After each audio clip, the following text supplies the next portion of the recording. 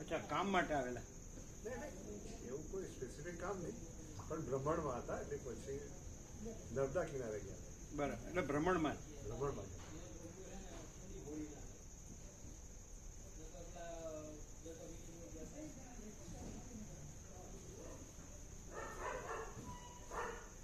વર્તબ્રો કેમ છે? ફરક પડે છે દવાથી? ફરક પડી ગયો ખાલી. એમ? હા, પ્રસાદ લેજો. પ્રસાદ લેવું. આસન ઉપરથી પડી ગયા.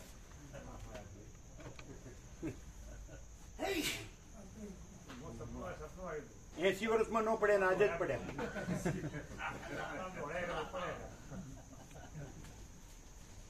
એટલે કાયમ નીચે ઉછવાનો અભ્યાસ છે ને?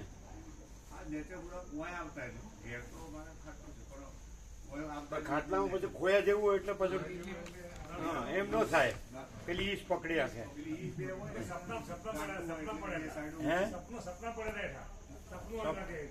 આ સ્વપ્નમાં જ પડ્યા છે ને?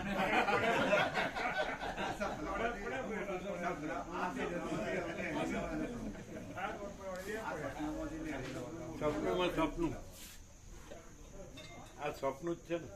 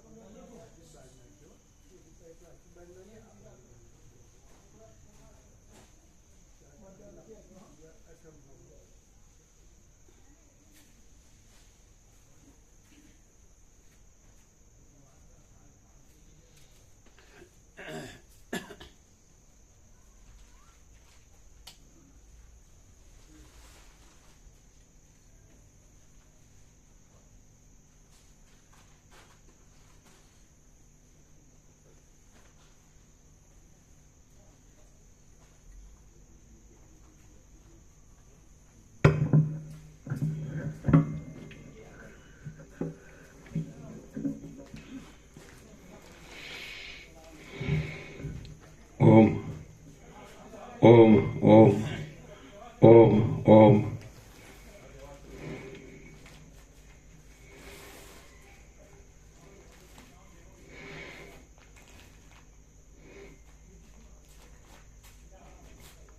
પરમ ચિદાકાશ, પરમ જ્યોતિ, અખંડ જ્યોતિ, મહાચિદાકાશ, સ્વયં પ્રકાશ, સંપૂર્ણ પ્રકાશ, પૂર્ણ બ્રહ્મ, અનંત તેજઘન, અનંત ચિદઘન, પરમાકાશ, કેવલ, અનંત, શુદ્ધ, તેજઘન, પરમાકાશ, અખિલાત્મા, પૂર્ણ બ્રહ્મ, પરમાત્મા,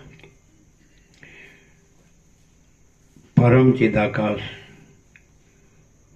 પરમ જ્યોતિ, અખંડ જ્યોતિ, અનંત, પૂર્ણ, પરમ ચિદાકાશ, પરમ શાંતિ, સ્વયં સિદ્ધ, સ્વયં પ્રકાશ, સ્વયં પૂર્ણ, स्वस्वरूप, यही सब कुछ है, इसके सिवा कुछ नहीं है। शून्यभास, अनंत कोटि, महाकल्पो है ही नहीं। महाचिदाकाश, स्वयं प्रकाश, संपूर्ण प्रकाश, महाचिदाकाश ज्योति, अनंत, अखंड, अभेद, महाचिदाकाश ज्योति, महातत्व, महासामान्य, महाचिदाकाश, स्वसंवेद्य, सहज निर्विकल्प, महाचिदाकाश, परम कैवल्य, परम शांति,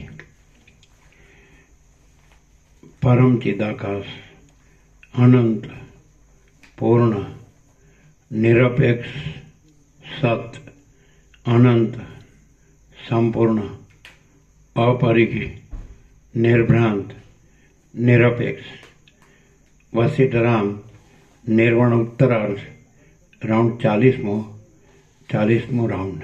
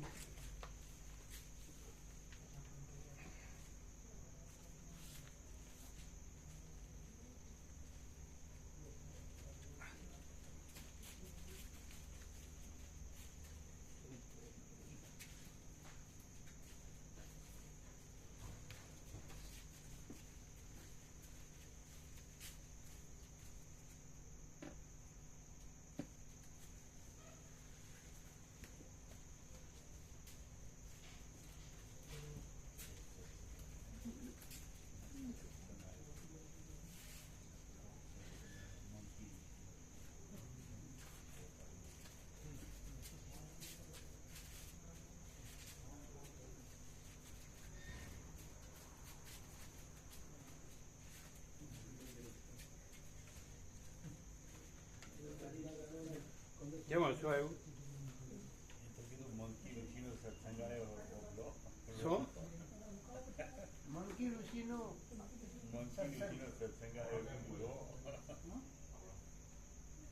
એટલે શું? એમાં શું કેમ આવ્યું? આખો દિવસ તો રહ્યા સવારથી અત્યાર સુધી સેવા કરીને. તમારે ઘર બહાર નહીં હોય ને તો ઘર બહાર હોય કે નહીં?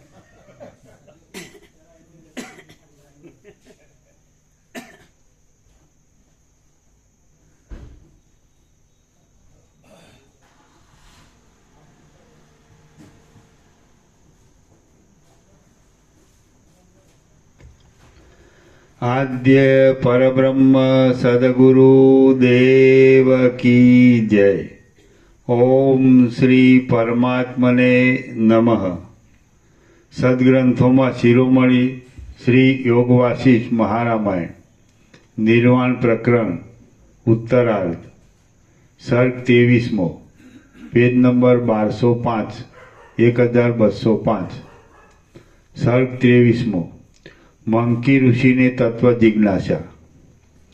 आ 23मा सर्गमा मरु निर्जल मरु देश में कोई एक जंगलनी अंदर मंकी नामना ब्राह्मणनो वशिष्ठनी साथे समागम थयानी वात आवशे अने वैराग्यने लीधे तत्व जिज्ञासु जाणी वशिष्ठ तेने उपदेश करशे ए कहेवामां आवशे।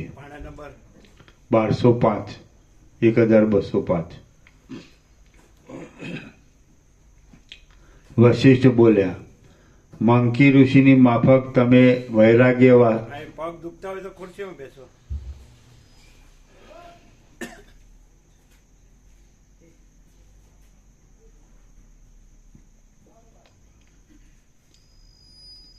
वशिष्ठ बोल्या मंकी ऋषिनी माफक तमे वैराग्य वासना वडे बीजी सर्व संसार संबंधी वासना ने दूर करो। स्वभावे ज अज्ञान आदि अनिर्वचनीय रूपे जोवामां आवता आ संसारमांथी તત્વજ્ઞાન વડે જાગ્રત થાઓ અને જીવનમુક્ત પુરુષોના શુભ ચિહ્નો ધારણ કરી મોક્ષરૂપ પરમપદને પ્રાપ્ત થાઓ. ફરીથી વશિષ્ઠ બોલ્યા, મંકી ઋષિની માફક તમે વૈરાગ્ય વાસના વડે બીજી સર્વ સંસાર સંબંધી વાસનાને દૂર કરો. સ્વભાવે જ અજ્ઞાનાદિ અનિર્વચનીય રૂપે જોવામાં આવતા આ સંસારમાંથી તત્વજ્ઞાન વડે જાગ્રત થાઓ અને જીવનમુક્ત પુરુષોના શુભ ચિહ્નો ધારણ કરી મોક્ષરૂપ પરમપદને પ્રાપ્ત થાઓ. પૂર્વકાળમાં ઉત્તમ વ્રતવાળો એક મંકી નામનો બ્રાહ્મણ હતો. તે મારા ઉપદેશ વડે શી રીતે મોક્ષને પ્રાપ્ત થયો એ તમે સાંભળો. પૂર્વે એક દિવસ તમારા પિતામહ અજ રાજાના યજ્ઞ જેવા એક કામમાં મને આમંત્રણ આવ્યું હોવાથી હું આકાશમાંથી પૃથ્વી તરફ આવતો હતો. તમારા પિતામહ અજ રાજાની અયોધ્યા નગરીમાં જવાની ઈચ્છાથી સપ્તર્ષિ લોકમાંથી ભૂલોકમાં આવ્યો હતો અને એ નગરી તરફ જતો હતો. તેટલામાં હું અતિ વિસ્તારવાળા સખત તડકા વડે તપેલા, ધૂળના ગોટાઓથી ભૂખરા થયેલા, તપેલી રેતીથી વ્યાપેલા, છેડા વિનાના, અપાર અને કોઈ ઠેકાણે ક્ષુદ્ર ગામડાવાળા કોઈ એક મોટા જંગલમાં જઈ ચડ્યો. જેવી રીતે બ્રહ્મસત્તા પોતાની અંદર ક્ષોભને નહીં પામેલા આકાશ, પવન, તડકો, જળ અને પૃથ્વી એ સર્વને પોતે સર્વના અધિષ્ઠાનરૂપ હોવાથી શાંતિથી ધારણ કરી રાખે છે, સર્વવ્યાપી છે, શૂન્ય છતાં મોટા મોટા આરંભવાળી છે અને નિર્મળ છે, તે જ પ્રમાણે એ અરણ્ય પણ પોતાની અંદર ક્ષોભને નહીં પામેલા આકાશ, પવન, વાયુની જડી, તડકો, ઝાંઝવાનું જળ અને પૃથ્વી એટલે તપેલી જમીન એ સર્વની શાંતિથી ધારણ કરી રહ્યું હતું. તે ચોતરફ આકાશથી વ્યાપેલું હતું. શૂન્ય છતાં બહુ વિષમ હોવાથી યાત્રાળુઓ દુઃખે પસાર થાય તેવા અનેક મોટા પ્રયત્નોવાળું હતું અને નિર્મળ ગારા વિનાનું હતું. વળી એ અરણ્ય કેમ જાણે મૂર્તિમાન અવિદ્યા જ હોય તેમ મોહને ઉપજાવનારા ઝાંઝવાના જળોવાળું હતું અને ભ્રાંતિને લીધે કેમ જાણે સાવ જડ થઈ રહેલું હોય તેવું દેખાતું હતું. તે ખૂબ લાંબુ ફેલાયેલું હતું, શૂન્ય હતું અને દિશાઓને ભૂલાવી દે એવા પ્રબળ ઝાકળ વડે ઘેરાઈને રહેલું હતું. હું એ મોટા જંગલની અંદર જતો હતો. તેટલામાં મારી આગળ થાકથી હાંફતો હાંફતો એક મુસાફર મને કંઈ અસ્પષ્ટ વાણીથી આ પ્રમાણે કહેતો હતો. હાય, સખત તડકા વડે તાપ આપનારો આ સૂર્ય પાપી દુર્જનોના સમાગમની જેમ મને ખેદ ઉપજાવે છે. મારા મર્મસ્થાનો જાણે બરફની પેઠે ગળી જતા હોય તેવા થઈ જાય છે અને કેમ જાણે આ તડકામાં અગ્નિ જળતો હોય તેવી લૂ લાગે છે. આ વનરાઈઓના શિખર ભાગમાં પાંદડા ચીમડાઈ ગયા છે અને એ વનપંક્તિઓ પણ સૂર્યના સખત તાપથી દાઝી ગઈ છે. માટે હું હાલ પ્રથમ આ પાસે રહેલા ગામડામાં જાઉં અને ત્યાં થાક ઉતારી કરી પછી પાછો તરત ઉતાવળો ચાલીને રસ્તે પડું. એવો વિચાર કરી એ વટેમાર્ગુ પાસે રહેલા ભીલ લોકોના ગામમાં જવાની ઈચ્છા કરતો હતો. તેટલામાં મેં તેને નીચે પ્રમાણે કહ્યું. દરિદ્ર મનુષ્યો સુદ્ધાને સુગમ એવા માર્ગને ન જાણનારા, સુંદર આકૃતિવાળા અને નિર્જળ માર્ગના મહાર અરણ્યમાં જતા ઓ વટેમાર્ગુ, હે મિત્ર, તું ભલે અહીં આવ્યો. એના નીચે ટાંચ છે.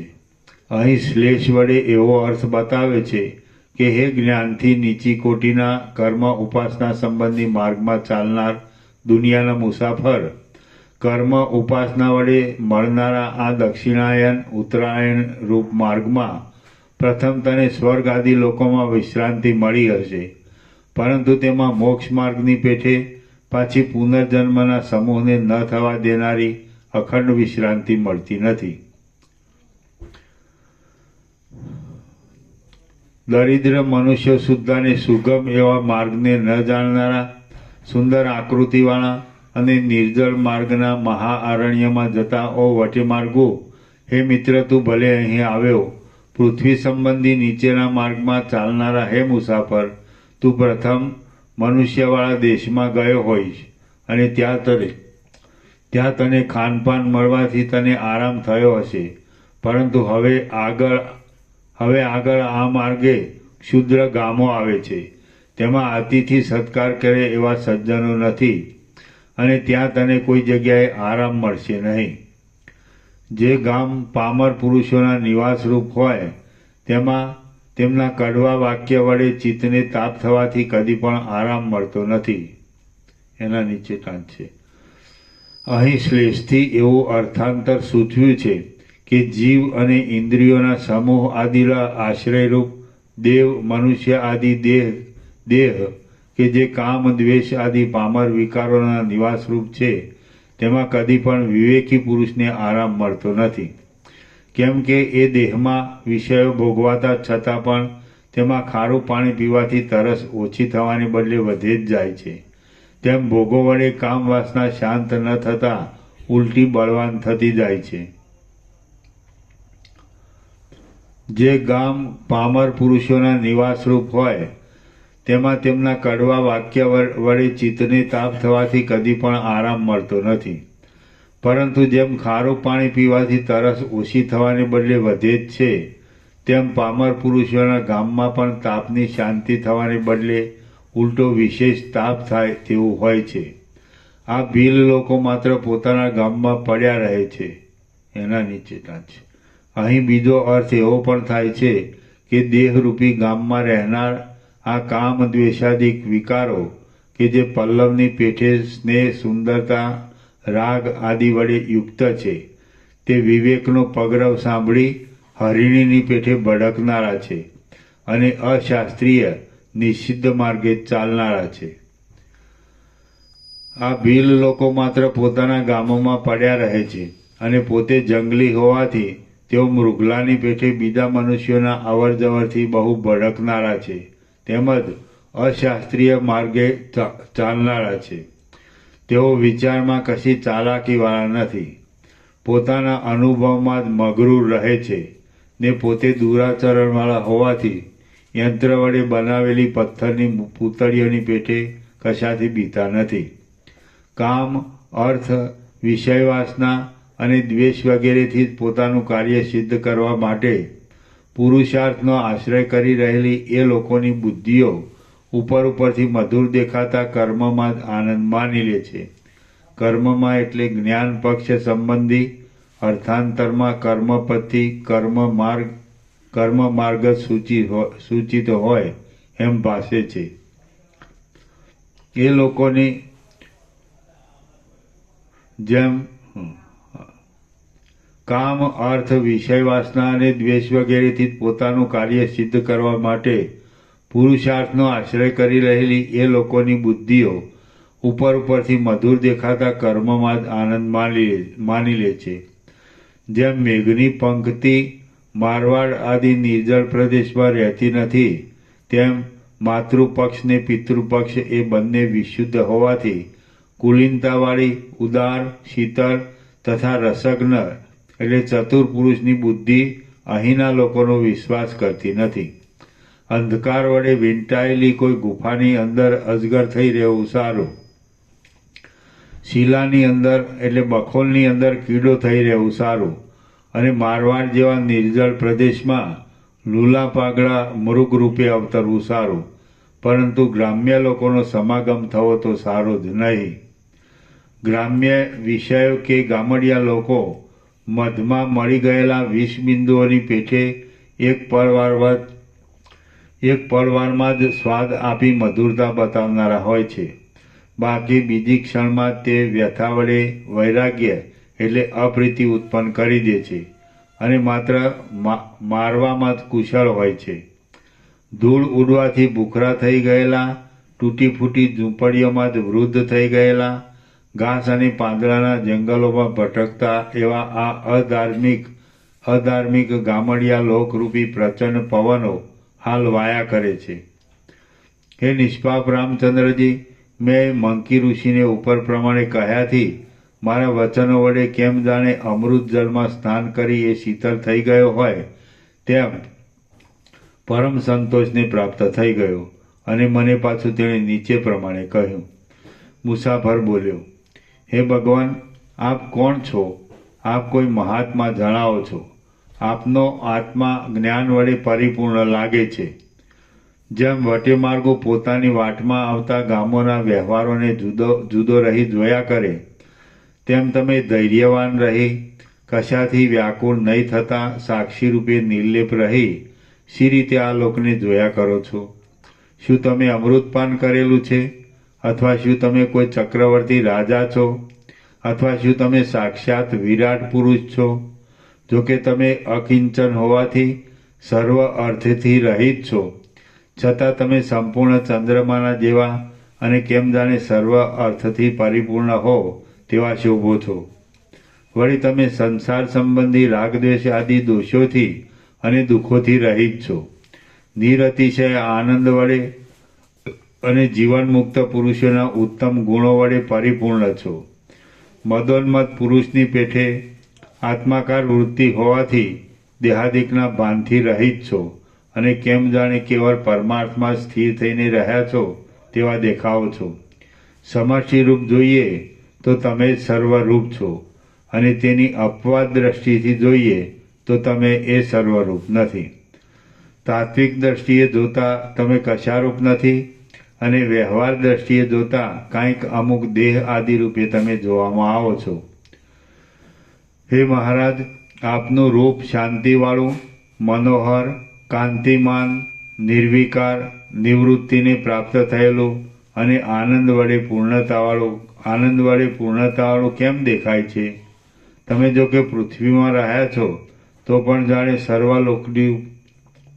સર્વલોકની ઉપર આકાશમાં રહ્યા હો તેવા જણાવો છો.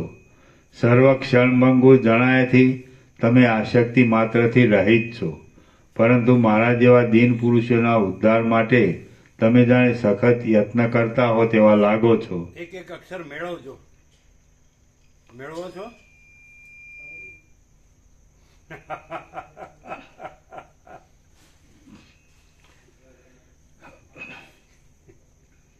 છે ને એક્ઝેક્ટ તુલસી પ્રભુ.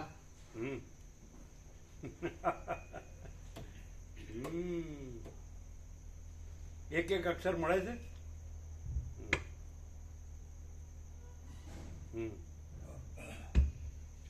એ તો વાંચે જ જાય છે.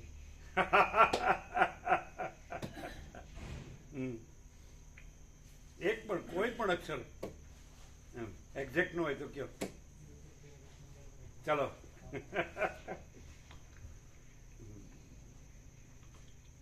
સર્ગ ક્ષણભંગુર જણાયાથી તમે આસક્તિ માત્રથી રહિત છો, પરંતુ મારા જેવા દીન પુરુષોના ઉદ્ધાર માટે તમે જાણે સખત યત્ન કરતા હો તેવા લાગો છો.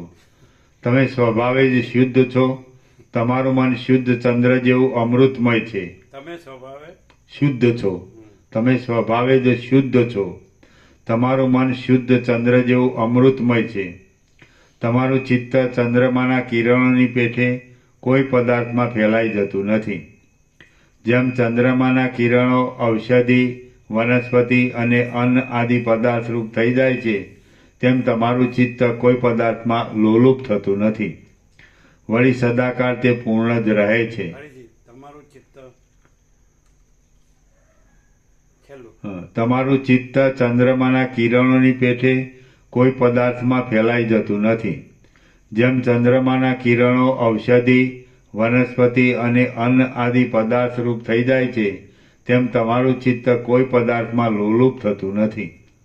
વળી સદાકાળ તે પૂર્ણ જ રહે છે. તેથી કેટલીક વાતે તમે ચંદ્રથી પણ શ્રેષ્ઠ છો. તમે પૂર્ણચંદ્રની પેઠે સર્વ કળાઓ વડે ભરપૂર છો. અંદર નિષ્કલંક છો, શીતળ છો, પ્રકાશવાળા છો, સર્વત્ર સમાન દ્રષ્ટિથી વર્તનારા છો અને જાણે અનેક રસાયણો વડે ભરપૂર હોવ તેવા દીપી નીકળો છો. જેમ અંકુરની અંદર પત્ર, પુષ્પ, ફળ આદિ સહિત આખું વૃક્ષ સૂક્ષ્મ રૂપે રહેલ હોય, તેમ સર્વજ્ઞતા અને સર્વશક્તિમત્તા આદિ ગુણો વડે યુક્ત એવા તમારા આત્મામાં આ આખું સંસાર મંડળ સૂક્ષ્મ રૂપે રહેલ છે. હું ધારું છું કે તેનો આવિર્ભાવ અને તિરોભાવ પણ તમારી ઈચ્છાને અધીન છે. શું જો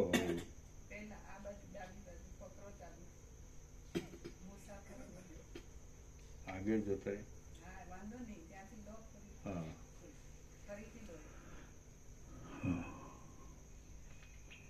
મુસાફર બોલ્યો, હે ભગવાન, આપ કોણ છો? આપ કોઈ મહાત્મા જણાવો છો. આપનો આત્મા જ્ઞાન વડે પરિપૂર્ણ લાગે છે. જેમ વટે માર્ગો પોતાની વાટમાં આવતા ગામોના વ્યવહારોને જુદા રહી જોયા કરે, તેમ તમે ધૈર્યવાન રહી કશાથી વ્યાકુળ નહીં થતા સાક્ષી રૂપે નિર્લેપ રહી સી રીતે આ લોકને જોયા કરો છો? શું તમે અમૃતપાન કરેલું છે? અથવા શું તમે કોઈ ચક્રવર્તી રાજા છો? અથવા શું તમે સાક્ષાત વિરાટ પુરુષ છો?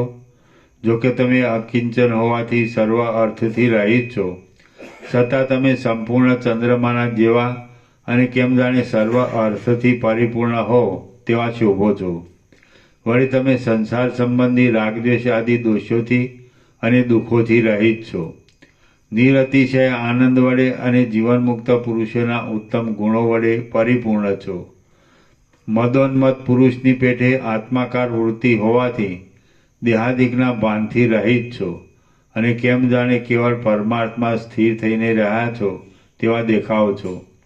સમષ્ટિ રૂપ જોઈએ તો તમે સર્વરૂપ છો અને તેની અપવાદ દ્રષ્ટિએ જોઈએ તો તમે એ સર્વરૂપ નથી. તાત્વિક દ્રષ્ટિએ જોતા તમે કશારૂપ નથી અને વ્યવહાર દ્રષ્ટિએ જોતા કંઈક અમુક દેહ આદિ રૂપે તમે જોવામાં આવો છો. હે મહારાજ, આપનું રૂપ શાંતિવાળું, મનોહર, કાંતિમાન, નિર્વિકાર, નિવૃત્તિને પ્રાપ્ત થયેલું અને આનંદ વડે પૂર્ણતાવાળું કેમ દેખાય છે? તમે જો કે પૃથ્વીમાં રહ્યા છો તો પણ જાણે સર્વલોકની ઉપર આકાશમાં રહ્યા હો તેવા જણાવો છો. સર્વ ક્ષણભંગો જણાયાથી તમે આસક્તિ માત્રથી રહિત છો, પરંતુ મારા જેવા દીન પુરુષોના ઉદ્ધાર માટે તમે જાણે સખત યત્ન કરતા હો તેવા લાગો છો. તમે સ્વભાવે જ શુદ્ધ છો. તમારું મન શુદ્ધ ચંદ્ર જેવું અમૃતમય છે. તમારું ચિત્ત ચંદ્રમાના કિરણોની પેઠે કોઈ પદાર્થમાં ફેલાઈ જતું નથી. જેમ ચંદ્રમાના કિરણો ઔષધિ, વનસ્પતિ અને અન્ન આદિ પદાર્થ રૂપ થઈ જાય છે, તેમ તમારું ચિત્ત કોઈ પદાર્થમાં લોલુપ થતું નથી. વળી સદાકાળ તે પૂર્ણ જ રહે છે. તેથી કેટલીક વાતે તમે ચંદ્રથી પણ શ્રેષ્ઠ છો. તમે પૂર્ણચંદ્રની પેટે સર્વ કળાઓ વડે ભરપૂર છો. અંદર નિષ્કલંક છો, શીતળ છો, પ્રકાશવાળા છો, સર્વત્ર સમાન દ્રષ્ટિથી વર્તનારા છો અને જાણે અનેક રસાયણો વડે ભરપૂર હો તેવા દીપી નીકળો છો. જેમ અંકુરની અંદર પત્ર, પુષ્પ, ફળ આદિ સહિત આખું વૃક્ષ સૂક્ષ્મ રૂપે રહેલ હોય, તેમ સર્વજ્ઞતા અને સર્વશક્તિમત્તા આદિ ગુણો વડે યુક્ત એવા તમારા આત્મામાં આ આખું સંસાર મંડળ સૂક્ષ્મ રૂપે રહેલ છે. હું ધારું છું કે તેનો આવિર્ભાવ અને તિરોભાવ પણ તમારી ઈચ્છાને અધીન છે. હે મહાભાગ, હું શાંડિલ્ય કુળમાં ઉત્પન્ન થયેલો મંકી નામનો બ્રાહ્મણ છું. તીર્થયાત્રા માટે મેં ઘણે દૂર સુધીનો પંથ કાપ્યો છે. સર્વ તીર્થો જોઈ આવી હમણાં ઘણે લાંબે કાળે હું મારે પોતાને ઘેર જવા ધારતો હતો, પરંતુ આ જગતની અંદર સર્વ પ્રાણીઓને વીજળીના ઝબકારાના જેવા ક્ષણભંગુર જોઈને મારા મનમાં વૈરાગ્ય આવી ગયો છે. તેથી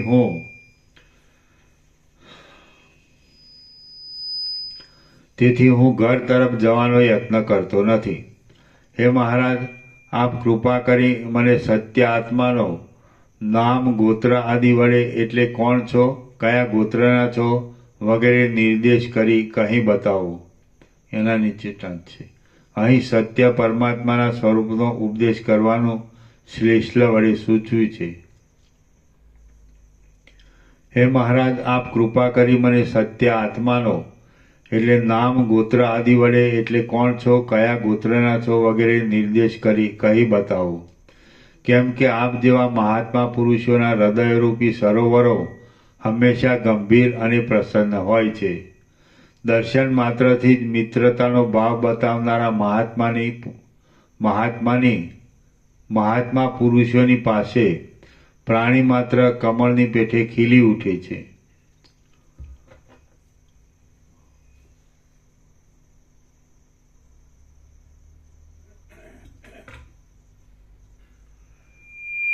કેમ કે આપ જેવા મહાત્મા પુરુષોના હૃદયરૂપી સરોવરો હંમેશા ગંભીર અને પ્રસન્ન હોય છે. દર્શન માત્રથી જ મિત્રતાનો ભાવ બતાવનારા મહાત્મા પુરુષોની પાસે પ્રાણી માત્ર કમળની પેઠે ખીલી ઉઠે છે અને શાંતિ મેળવે છે. આ મારું ચિત્ત કંઈક વિવેકવાળું છતાં પણ મોહને લીધે સંસારરૂપી ભ્રાંતિથી થતા દુઃખને પૂરેપૂરું નિર્મૂળ કરવાને એટલે ગુરુના ઉપદેશ વિના સમર્થ થઈ શકતું નથી. એમ મેં ઘણો વખત મનન કરી નિશ્ચય કર્યો છે. માટે આપ જ ઉપદેશ દેવારૂપી કૃપા દ્રષ્ટિ વડે મારું એ ચિત્ત મોહથી નિવૃત્ત થઈ જઈ દુઃખનો નાશ કરવામાં સમર્થ થાય તેવું કરો. વશિષ્ઠ બોલ્યા, હે મહાબુદ્ધિશાળી, હું આકાશમાં વસનારો વશિષ્ઠ નામનો ઋષિ છું અને અજ રાજાના યજ્ઞ આદિ કાંઈ પ્રયોજનને લીધે આ માર્ગે આવી ચડ્યો છું. તમે રખે કાંઈ ખેદ કરતા, કેમ કે તમે બુદ્ધિમાન વિવેકી પુરુષોના માર્ગ ઉપર આવી ચૂક્યા છો અને ઘણું કરીને સંસાર સાગરને પેલે પાર પહોંચી ચૂક્યા જેવા જ છો. જે પુરુષ મહાત્મા નથી હોતો એટલે જ્ઞાનનો અધિકાર પ્રાપ્ત થવાનું જેનું ભાગ્ય નથી હોતું તે મંદભાગી પુરુષની વૈરાગ્યના વૈભવ વડે ઉદારતાવાળી આવી તમારા જેવી ઉત્તમ બુદ્ધિ હોય નહીં. તેની આવી જાતની ઉત્તમ વાક્ય રચના હોય નહીં અને તેની આવી શાંતરૂપ આકૃતિ પણ કદી હોય જ નહીં. મણી જેમ સરાણ પર ધીરે ધીરે ઘસાવાથી નિર્મળ અને તેજદાર થાય છે તેમ ચિત્તના રાગદ્વેષ આદિ દોષો પાકી જવાથી તે વિવેકી થઈ જાય છે. તમે શું જાણવાને ઈચ્છો છો? તમે શા માટે સંસારનો ત્યાગ કરવાને ઈચ્છો છો? હું ધારું છું કે શિષ્ય આદિ જિજ્ઞાસુ પુરુષોએ ગુરુએ ઉપદેશ કરેલા અર્થને વારંવાર અભ્યાસ વડે અનુભવમાં લઈ પાછો પ્રશ્ન નિશ્ચય આદિ કર્મ વડે ફળ સુધી સિદ્ધિ કરી લે છે. માટે જે તમારા જાણવામાં બહાર હોય અને જે વિષયની જિજ્ઞાસા હોય તે તમે કહો. જે શિષ્ય રાગદ્વેષ આદિ મેલ વિનાની શુદ્ધ વાસનાવાળો હોય, વૈરાગ્ય આદિ સાધનથી સંપન્ન હોય, ઉત્તમ ચિત્ત વડે સુશોભિત હોય, નિત્ય તથા અનિત્ય, સાર અને અસાર ઇત્યાદિ વિવેકવાળી બુદ્ધિવાળો હોય, તે જ ગુરુજનના ઉપદેશની જ્યોતિ વડે શોકરહિત એવા આત્મતત્વરૂપી પરમપદને પ્રાપ્ત થવાને યોગ્ય થાય છે. આથી તમે જન્મ, જરા, મરણ આદિ સર્વ દુઃખોને તરી જવાની ઈચ્છાવાળી બુદ્ધિને ધારણ કરી રહ્યા છો. તેની સંભાષણ દ્વારા પરીક્ષા કરી લઈ તમને મારા તરફથી આ સર્વ કહેવામાં આવે છે. શ્રી યોગ વાસિષ્ઠ મહારામાયણમાં નિર્વાણ પ્રકરણના ઉત્તરાર્ધનો મંકી ઋષિને તત્વ જિજ્ઞાસા નામનો સર્ગ 23મો સમાપ્ત. સર્ગ 24મો મંકી ઋષિએ કરેલું દોષ વર્ણન. આ 24મા સર્ગમાં દેહ દોષ, ઇન્દ્રિય દોષ, મનોદોષ અને બુદ્ધિ દોષ ઇત્યાદિ સહિત મંકી ઋષિ સંસાર સંબંધી પોતાના દુઃખ સમૂહનું વર્ણન કરી બતાવશે. વશિષ્ઠ બોલ્યા, હું ઉપર પ્રમાણે કહેતો હતો તેટલામાં એ મંકી ઋષિએ મારા પગમાં પડી નેત્રમાં હર્ષના આંસુ લાવી મારી સાથે માર્ગમાં ચાલતા મને નીચે પ્રમાણે કહ્યું. મંકી ઋષિ બોલ્યા, હે ભગવાન, જેમ આંખ ઘણીવાર સર્વ દિશાઓમાં ભમ્યા કરે છે તેમ મેં પણ ઘણીવાર દસે દિશાઓમાં ભમ્યા કર્યું છે. છતાં મારા સંશયોની નિવૃત્તિ કરી શકે એવો કોઈ મહાત્મા મને આજ સુધી મળ્યો નથી. બ્રાહ્મણનો દેવ, અસુર, પશુ, પક્ષી આદિ દેહોમાં સર્વથી શ્રેષ્ઠ ગણાય છે. તેમાં પણ મારો દેહ તો જ્ઞાનનો અધિકારી હોવાથી વિશેષ શ્રેષ્ઠ છે. તેનું ખરેખરું ફળ આજે મને આપનો સમાગમ થતાં મળ્યું છે. હે ભગવાન, સંસાર સંબંધી અનેક દોષોને આપવાવાળી વિવિધ પ્રકારની દશાઓ જોઈને હું બહુ ખેદ પામ્યો છું. જન્મ અને મરણ એ બંને વારંવાર થયા કરે છે. સુખ દુઃખની ભ્રાંતિ સદા લાગેલી જ છે અને સર્વ સુખો પણ પરિણામે અવશ્ય થનારા દુઃખો વડે ઘેરાયેલા હોવાથી અતિ દુઃખરૂપ છે. હે મહારાજ, એવા સુખો કરતાં તો દુઃખોની સતત પરંપરા જ એટલે અભ્યાસ વડે જેમ જળજંતુ શીતળતાને સહન કરી લે છે તેમ નિરંતરના અભ્યાસ વડે સહી શકાવાથી વધારે સારી છે. પરિણામમાં સખત દુઃખ આવવાથી સુખો પણ વિવેકને લીધે મન દુઃખ ઉત્પન્ન કરે છે. એ સુખો પરિણામે અસહ્ય દુઃખ પેદા કરવાથી એવા તો દુઃખકારક ભાસે છે કે તેના કરતાં દુઃખદ એટલે અભ્યાસ વડે સહી શકાવાથી સુખરૂપ લાગે છે. મારું આ આખું વય દાંત, રૂવાટા અને આંતરડા સહિત હાલી ગયેલું છે. એક પછી એક ઉત્તમ ભોગો મળે એવા સ્થાનમાં અભિલાષા રાખી રહેલી બુદ્ધિ પરમ પુરુષાર્થરૂપ મોક્ષના સાધનમાં નિશ્ચયવાળી થતી નથી. વળી ચિત્ત પણ એક પછી એક વધતા જતા રાગરૂપી પાંદડાથી ફાલેલું છે અને તે અનેક દુષ્ટ સંકલ્પોને લીધે વિવેક પણ પેસી ન શકે તેવું ગહન છે. આથી તે પોતાના શુદ્ધ સાક્ષીના વિવેકમાં પ્રકાશવાળું થતું નથી. પીપળા આદિ વૃક્ષોના ખરીદે નીચે પડેલા સુકાયેલા પાંદડાના ઢગલા વગેરેને લીધે કોઈક ક્ષુદ્ર ગામમાં જેમ તેમ કરીને પણ પેસી શકાય નહીં તેમ અનેક દુષ્ટ સંકલ્પોના ઢગલાઓને લીધે એ મનમાં વિવેક સુદ્ધા મહાકષ્ટે પણ પ્રવેશી શકતો નથી. નાના પ્રકારના ભોગોની વાસનાઓરૂપી દુર્ગંધને પોતાના અંગમાં ધારણ કરી રહેલી અને ગીધ પક્ષીની પેટે પોતાના ભક્ષ્ય તરફ ટાંપી રહેલી ઇન્દ્રિયોને લીધે જીવિકા પણ ખરાબ ગામમાં કરેલા નિવાસની પેટે નિરંતર અનેક પાપ ઉપજાવનારી છે. બુદ્ધિ પણ કરંજ આદિ કંટક વૃક્ષની વેલની પેટે કરાલ અને કુટિલ છે. ગાઢ અંધકારવાળી રાત્રિ જોવામાં પરિશ્રમ આપે છે અને દીપક વગેરેની સહાયતા વિના આંખ કશું કામ કરવાને નિષ્ફળ જાય છે. તે જ પ્રમાણે અજ્ઞાનરૂપી અંધકારવાળી તથા નિત્ય વહન કરનારી વિષય ચિંતા પરિશ્રમ આપે છે અને આયુષ્ય બ્રહ્મજ્ઞાનરૂપી પ્રકાશને પ્રાપ્ત નહીં થતાં પોતાનું પરમ પુરુષાર્થરૂપી કાર્ય કરી શકતું નથી અને નિષ્ફળ ચાલ્યું ગયું છે. અમારી આ તૃષ્ણા સુકાયેલી લતાની પેઠે જરા પણ વિવેકરૂપી રસને લઈ શકતી નથી. વારંવાર નિષ્ફળ થવાથી તે જો કે નાશને પામી હોય તેમ લાગે છે, પરંતુ તે કદી પણ નિર્મૂળ થતી નથી કે ફળવાળી અથવા ફૂલવાળી પણ થતી નથી. જે કાંઈ નિત્ય નૈમિત્તિક આદિ કર્મો કરવામાં આવે છે તે તો બીજા જન્મોમાં સંચિત કરેલા અનેક દુષ્કર્મોના ઢગલાઓમાંથી થોડા એક ભાગને દૂર કરી પોતે પણ ક્ષીણ થઈ જાય છે. વાસનારૂપી બીજ તો એક પછી એક અનર્થ ઉત્પન્ન કરનારા કામ્ય અને નિશ્ચિત કર્મમાં પ્રવર્તાવે છે. આખું જીવન સ્ત્રી, પુત્ર, મિત્ર, ભૃત્ય ઇત્યાદિ લોકોમાં આસક્તિ વડે પસાર થઈ ગયું. સંસારરૂપી સમુદ્ર તરી શકાયો નહીં. પ્રતિદિન ભય ઉત્પન્ન કરનારી ભોગોની આશા પ્રબળ થવા માંડી. કોઈ વખત પુત્ર, મિત્ર, પશુ તથા ધન ઇત્યાદિ વડે પૂર્ણતાવાળા, તો કોઈ વખત તેથી અપૂર્ણ એવા ઘરમાં કોઈ એક ખાડામાં પેદા થયેલા બાવળની પેઠે પડ્યા રહીને મેં લક્ષ્મી મેળવવા માટે ચિંતારૂપી જ્વર વડે વિકારવાળી મોટી મોટી આપદાઓ સહન કરી છે. અંદર રહેલા સર્પના મસ્તકના મણિ વડે પ્રકાશમય થઈ રહેલી કોઈ અંધારી ગુફાની અંદર સર્પ નહીં દેખવામાં આવવાથી રત્ન લેવાની ઈચ્છા કરનારા પુરુષને ગુફાની અંદર પ્રવેશ કરાવી સર્પદંશ આદિ દ્વારા તે છેતરે છે.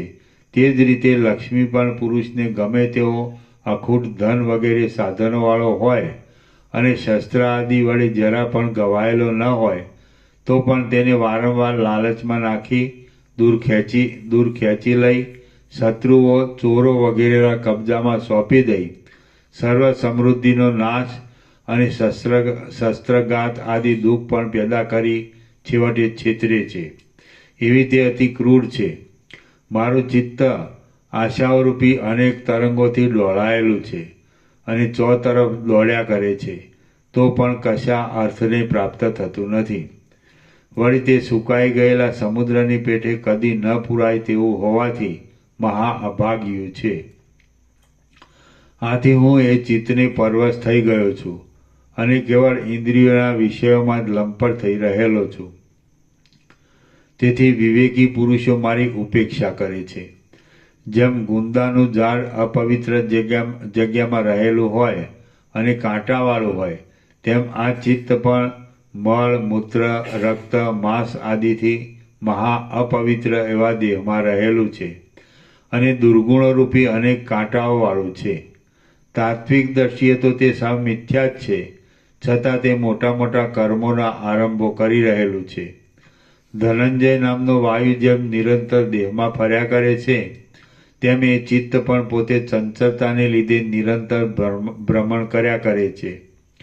હું વારંવાર દેહ પડવાથી મરણ પામું છું, છતાં પણ મરણને નહીં પામેલું અને ઈચ્છેલો પદાર્થ નહીં મળવાથી શૂન્ય ચેષ્ટાવાળું એ ચિત્ત તો કેવળ દુઃખ ઉપજાવવા માટે જ ચોતરફ દોડ્યા કરે છે. શાસ્ત્ર વિચાર અને સત્સંગતિરૂપી ચંદ્રમા તથા તારાઓને ધારણ કરી રહેલી અને અહંકારરૂપી યક્ષવાળી અજ્ઞાનરૂપી રાત્રિ હજી સુધી ઓસરી ગઈ નથી. હાથીના જેવા મહામદોન્મત એ અંધકારરૂપી અજ્ઞાનનો નાશ કરવામાં સિંહના જેવો કર્મરૂપ ઘાસને બાળી નાખવામાં અગ્નિના જેવો અને વાસનારૂપી રાત્રિનો ક્ષય કરી નાખે એવો વિવેકરૂપી સૂર્ય હજી મારા ચિત્તમાં ઉદય પામ્યો નથી. દ્રશ્ય આદિ જે અવસ્તુ છે તેને મેં વસ્તુરૂપે જાણેલ છે. મારો ચિત્તરૂપી હાથી મહામદોન્મત છે. ઇન્દ્રિયો મારા કલેજાને કોતરી ખાય છે. આગળ ઉપર મારી શી ગતિ થશે એ કશું મારા જાણવામાં આવી શકતું નથી. શાસ્ત્રદ્રષ્ટિ પ્રથમ સાધન દશામાં ઉપયોગી છે અને છેવટ સંસાર તરી જવા માટે અસંગ અને ઉદાસીન થઈ રહેલા તથા વિધિ નિષેધને ઉલ્લંઘી ગયેલા પંડિત પુરુષો કેવળ એનો આશ્રય પકડતા નથી. એ શાસ્ત્રદ્રષ્ટિ પણ મને તો વાસનાનો આવેશ ઉત્પન્ન કરી દઈ અંધાપાની પેઠે આંધળો બનાવી દે છે. હું અતિ દારૂણ મહામોહમાં ડૂબી ગયેલ છું, તો એ મહામોહ તરી જવાને અને ઉત્તરકાળમાં મોક્ષ મેળવવા માટે મારે જે કાંઈ કરવા લાયક હોય તે આપને પૂછું છું. માટે હે મહારાજ, આપ મને કૃપા કરીને કહો. હે ભગવાન, શરદકાળની પેઠે જ્યારે કોઈ વિવેક આદિ શુભ ગુણવાળો મહાત્મા ગુરુ મળી જાય ત્યારે આકાશની પેઠે શિષ્યનું મોહરૂપી ઝાકળ સમી જાય છે અને દિશાઓની પેઠે સર્વ મનોરથો નિર્મળ રાગદ્વેષાદી મેલથી રહિત થઈ જાય છે. આમ જે વાત લોકમાં પ્રસિદ્ધ છે અને જેને મહાત્માઓ પણ કહે છે તે વાત આપે મને કરેલા સંસારની નિવૃત્તિ કરનારા બોધ વડે મારું કાર્ય સિદ્ધ કરી આપી યથાર્થતાઓ. શ્રી યોગ વાસિષ્ઠ મહારામાયણમાં નિર્વાણ પ્રકરણના ઉત્તરાર્ધનો મંકી વૈરાગ્ય નામનો સર્ગ 24મો સમાપ્ત. સર્ગ 25મો બંધપ્રદ બીજ ચતુષ્ટય અને તેના નાશનો ઉપાય. આ 25મા સર્ગમાં પરમાત્માને વિશે માત્ર અવિદ્યા વડે ઉત્પન્ન થયેલ જીવને બંધાઈ જવાનું બીજ ચતુષ્ટય કહેવામાં આવશે અને વિદ્યા એટલે જ્ઞાન એ બીજોને બાળી નાખનાર છે એ કહેવાશે. વશિષ્ઠ બોલ્યા, પ્રથમ તો ઇન્દ્રિયો વડે વિષયોનો ઉપભોગ કરવારૂપી સંકલ્પ સ્ફુરે છે. પછી એ વિષયોનો વિયોગ થતાં તેના ગુણો સ્મરણમાં આવતા ચિત્તમાં વારંવાર તેની ભાવના થયા કરે છે. પછી ચિત્તમાં તેની દ્રઢ વાસના બંધાય છે અને તેને લીધે મરણકાળમાં પણ ભાવિ દેહ આદિને પેદા કરવામાં અનુકૂળ એવી સ્મૃતિ થાય છે. એ 4 બીજ આ સંસારની અંદર સર્વ અનર્થોના બીજરૂપ છે. ખરી રીતે એ પોતે મિથ્યા છે, છતાં ફક્ત અવિદ્યાને લીધે જ એ પદાર્થ રૂપે ભાસી રહે છે. ઇન્દ્રિયો વડે વિષયોનો ઉપભોગ કરવા રૂપી સંકલ્પ જ પદાર્થોમાં સુખ બુદ્ધિ પેદા કરી વારંવાર ભાવના થવાના મૂળ રૂપ થાય છે એમ તમે સમજો. તેની અંદર જ સર્વ દોષોનો સમાવેશ રહેલો છે. જેમ ફૂલ, પાંદડા વગેરે સાથે આખી લતા વસંત ઋતુમાં પ્રવૃત્ત થનારા પોતાના રસમાં સૂક્ષ્મ રૂપથી રહેલી છે, તેમ સર્વ આપત્તિઓ સૂક્ષ્મ રૂપે તેની અંદર જ રહેલી છે. આ અતિ વિકટ સંસાર માર્ગમાં વાસનાઓના વેગને વશ થનારા જીવોના અનેક ચરિત્રો અને વૃત્તાંતોનો સમુદાય વિચિત્ર તરહના પ્રવાહો વડે નિરંતર ચાલ્યા કરે છે. જેમ વસંત ઋતુના અંતમાં ધીરે ધીરે પૃથ્વીનો રસ ઓછો થઈ જાય છે, તેમ વિવેકી પુરુષની પણ આ સંસારરૂપી ભ્રાંતિ વાસનાઓ સહિત ધીરે ધીરે ક્ષીણ થતી જાય છે. જેમ વનની અંદર ફેલાઈ રહેલી કેળોના વનમાં વસંત ઋતુ રસના સમૂહને ઉત્પન્ન કરે છે, તેમ વાસના જ આ સંસારરૂપી કાંટાવાળા સલ્લકી નામના વેલાની વૃદ્ધિ કરે છે. અજ્ઞાનના આશ્રયરૂપ જીવ ચૈતન્યની અંદર જેમ પૃથ્વીમાં વસંત ઋતુનો રસ વન રૂપે પ્રકટ થઈ જાય છે, તેમ વાસનારૂપી રસ સંસારરૂપી અંધાપા અજ્ઞાન તરીકે ઉદય પામે છે. સર્વ દ્રશ્ય માત્રથી રહિત શુદ્ધ ચૈતન્ય પરમાત્મા વિના બીજું કશું છે જ નહીં. જેમ અનંત આકાશની અંદર સર્વ દ્રશ્ય માત્રથી રહિત શુદ્ધ ચૈતન્ય પરમાત્મા વિના બીજું કશું છે જ નહીં. સર્વ દ્રશ્ય માત્રથી રહિત શુદ્ધ ચૈતન્ય પરમાત્મા વિના બીજું કશું છે જ નહીં. જેમ અનંત આકાશની અંદર શૂન્યતા વિના બીજું કાંઈ નથી, તેમ અનંત પરમાત્મામાં પણ જગત આદિ બીજું કશું સત્ય નથી. જેમ અનંત આકાશની અંદર શૂન્યતા વિના બીજું કાંઈ નથી, તેમ અનંત પરમાત્મામાં પણ જગત આદિ બીજું કશું સત્ય નથી. સાક્ષી રૂપે સર્વદા સ્ફુર્યા કરતો ચૈતન્ય આત્મા દેહ, ઇન્દ્રિય આદિથી જુદો નથી અને તેથી જુદો દેખાતો પણ નથી. એવી જે અનાદિકાળની ભ્રાંતિ છે તે જ અવિદ્યા રૂપે, ભ્રમ રૂપે અને સંસાર રૂપે ફેલાઈ રહે છે. સાક્ષી રૂપે સર્વદા સ્ફુર્યા કરતો ચૈતન્ય આત્મા દેહ, ઇન્દ્રિય આદિથી જુદો નથી અને તેથી જુદો દેખાતો પણ નથી. એવી જે અનાદિકાળની ભ્રાંતિ છે તે જ અવિદ્યા રૂપે, ભ્રમ રૂપે અને સંસાર રૂપે ફેલાઈ રહે છે. જે પદાર્થ અસત્ય હોય અને ભ્રાંતિ વડે જ ખડો થઈ જઈ બાળકને ભ્રાંતિ વડે જોવામાં આવતા વેતાલની પેટે સત્ય દેખાતો હોય, તે જ્ઞાન થતાં તરત નષ્ટ થઈ જાય છે. ચેતન સત્તા સર્વત્ર એક છે, છતાં દ્રશ્ય ઉપાધિને લીધે જુદી જુદી જણાય છે. ચેતન સત્તા સર્વત્ર એક છે, છતાં દ્રશ્ય ઉપાધિને લીધે જુદી જુદી જણાય છે. એ સર્વ દ્રશ્ય સંબંધી દ્રષ્ટિનો બાદ થઈ જાય છે, ત્યારે સર્વના સારરૂપ ચેતન તત્વ જ બાકી રહે છે. એ સર્વ દ્રશ્ય સંબંધિત દ્રષ્ટિનો બાદ થઈ જાય છે, ત્યારે સર્વના સારરૂપ ચેતન તત્વ જ બાકી રહે છે. આથી જેમ આ આખી પૃથ્વી ઉપરની નદીઓના સમૂહો સમુદ્રમાં એકરૂપ થઈ જાય છે, તેમ તે સર્વ પરમાત્મામાં એક રસરૂપ થઈ જાય છે. જેમ માટીથી બનાવેલા માટીના પાત્રો માટીથી જુદા જોવામાં આવતા નથી, તેમ આ સર્વ દ્રશ્યજાળ ચિન્મય અને ચૈતન્યની સત્તા વડે સત્ય હોવાથી ચેતન તત્વથી જુદી દેખાતી જ નથી. જે વસ્તુ જ્ઞાન વડે જાણવામાં આવે છે તે જ્ઞાનરૂપ જ કહેવાય છે. અજ્ઞાન પોતાનાથી વિરુદ્ધ રૂપવાળું હોવાથી તે જ્ઞાન વડે જુદા રૂપે જણાતું જ નથી અને તેને લીધે ચિદરૂપ જ્ઞાન વિના બીજું કશું છે જ નહીં. દ્રષ્ટા, દર્શન અને દ્રશ્ય એ પ્રત્યેકમાં જે ચેતન સત્તારૂપ જ્ઞાન છે તે જ માત્ર સારરૂપ છે. તેથી આકાશના ફૂલની પેટે બીજું કશું તેનાથી જુદું નથી.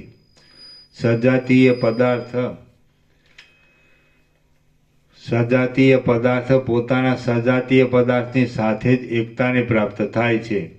તો જગતમાં સાર રૂપે રહેલી ચૈતન્ય સત્તાનો અને મહાચૈતન્ય સત્તાનો અન્યોન્ય એકતાનો અનુભવ સિદ્ધ થતા તત્વ એક જ છે એવો નિશ્ચય થાય છે. ફરીથી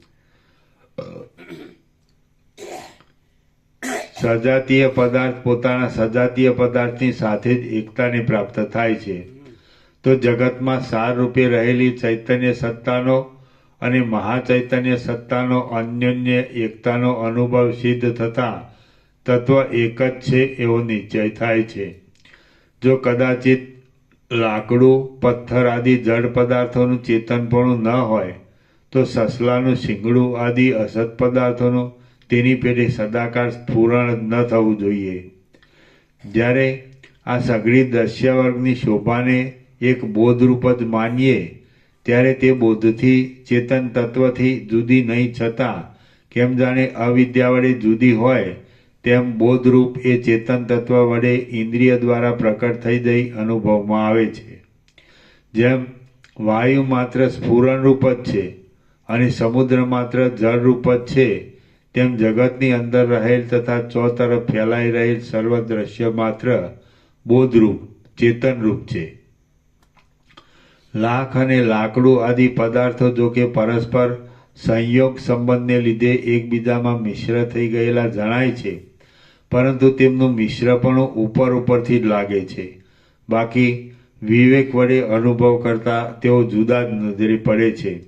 ખરી એકતા તો એ જ જણાય છે કે જે વિવેક વડે અનુભવ કરતા પણ કાયમ રહે છે. ખરી એકતા તો એ જ જણાય છે કે જે વિવેક વડે અનુભવ કરતા પણ કાયમ રહે છે. પાણીમાં પાણીની અને દૂધમાં દૂધની જેમ એકબીજાની એકરૂપતા થઈ જાય છે, તેમ એકબીજામાં અન્યોન્ય એકતાનો અનુભવ થવો એ જ ઐક્ય કહેવાય છે. તો દ્રષ્ટા અને દ્રશ્ય એ બંનેમાં રહેલી ચેતન સત્તાનું ઐક્ય જ સિદ્ધ છે. હું અમુક રૂપ છું એવો અહંકાર સ્ફુરી આવવો એ બંધ ઉત્પન્ન કરનાર છે, અને હું એવું કાંઈ છે જ નહીં એમ જ્ઞાન થવું એ મોક્ષ આપનાર છે. માત્ર એટલો જ બંધ મોક્ષનો હેતુ છે અને તે પોતાના હાથની વાત છે. તો તેમાં શા માટે આસક્ત થઈ બેસી રહેવું? અહંકાર તો બે ચંદ્રમાની પ્રતીતિની પેઠે અને ઝાંઝવાના જળમાં થતી જળભ્રાંતિની પેઠે માત્ર મિથ્યારૂપે જ દેખાય છે. તેને શું ઉત્પન્ન થયેલ કહી શકાય કે અમુક મારું છે એમ ચિત્તમાં સ્ફુરણ થવું એ બંધકારક છે, અને હું એવી કાંઈ વસ્તુ જ નથી તો પછી મારું તો ક્યાંથી જ હોય એમ સમજાઈ જવું એ મોક્ષકારક છે. માત્ર આટલી જ સમજણની વાત છે અને તે પોતાના તાબાની છે. તો તેમાં શા માટે મૂર્ખ બની જઈ મૂંઝાઈ રહેવું? જેમ કુંડામાં રહેલા બોર કુંડાની અંદર રહ્યા છતાં પણ કુંડાના ઉપરના ભાગથી ઢંકાઈ જવાથી દેખાતા નથી, તેમ મિથ્યારૂપ અહંકારમાં સત્ય ચિદાત્માનો પ્રવેશ થવાથી તેનું શુદ્ધ બુદ્ધ મુક્ત સ્વરૂપ ઢંકાઈ જાય છે. તેથી તે દેખાતું નથી. અથવા તો અનંત આકાશની અંદર ગઢારૂપ ઉપાધિને લીધે આકાશરૂપે મર્યાદિત પરિણામમાં આવી જવારૂપી પ્રાપ્ત થાય છે. તેમ મર્યાદાથી પણ આત્માની અંદર અહંકારરૂપી ઉપાધિને લીધે મર્યાદાપણું પ્રાપ્ત થાય છે. આ બંને કોટી દ્વૈત સાધક હોવાથી અહીં ઘટતી નથી. કેમ કે જે સંબંધથી આત્માનું અહંકાર વડે ઢંકાઈ જવું કે મર્યાદામાં આવવું બને છે, એ સંબંધ જ અહંકારને આત્માથી ભિન્ન કલ્પવા જતાં આત્માથી ભિન્ન વસ્તુનું મિથ્યાપણું હોવાથી સંભવતો નથી.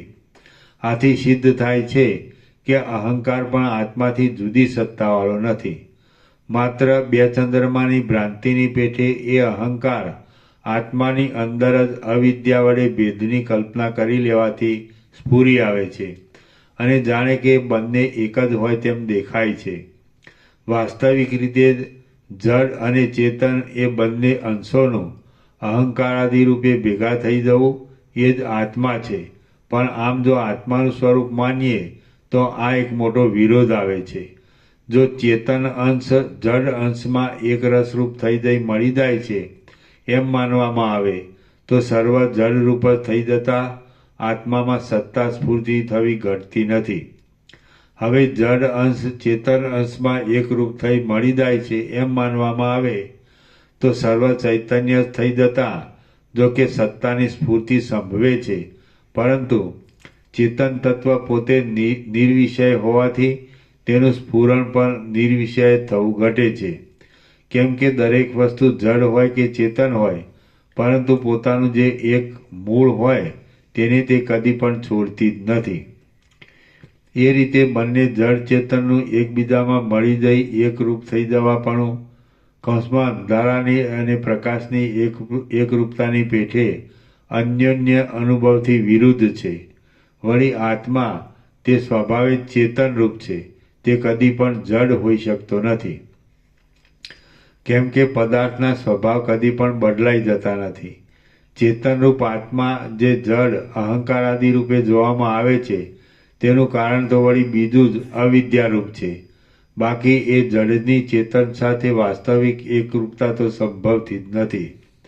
વાસનાઓ અને અભિમાનો વડે વીંટાઈ રહેલા તથા સેંકડો દુષ્ટ વિકારો વડે એ ખેંચાઈ જતા આમ તેમ દોડ્યા કરતા અવિવેકી પુરુષો પર્વત ઉપરથી નીચે પડેલી શિલાઓની પેઠે નીચા જતા જાય છે.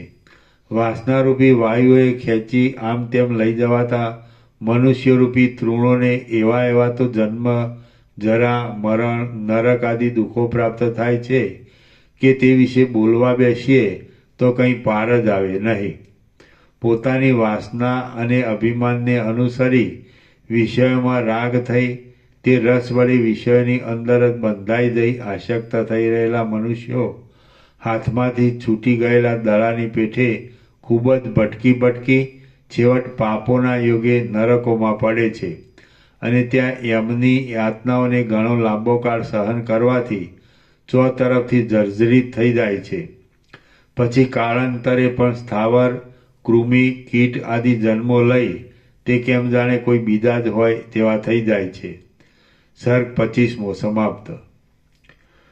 સર્ગ 26મો અનર્થોની ઉત્પત્તિ અને વિનાશ.